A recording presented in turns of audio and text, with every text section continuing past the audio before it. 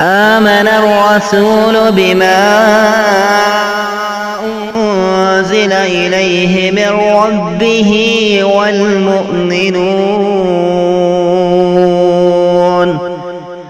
كل آمن بالله وملائكته وكتبه ورسله لا نفرق بين أحد من رسله وقالوا سمعنا وأطعنا غفرانك ربنا وإليك المصير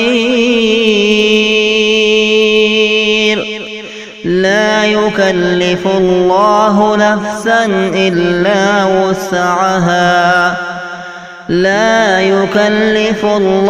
نفسا إلا وسعها لها ما كسبت وعليها ما اكتسبت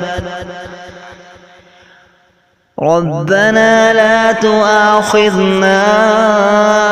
إن نسينا أو أخطأنا ربنا ولا تحمل علينا إصرا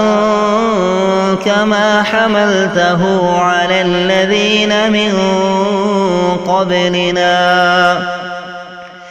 ربنا ولا تحملنا ما لا طاقة لنا به واعف عنا واغفر لنا وارحمنا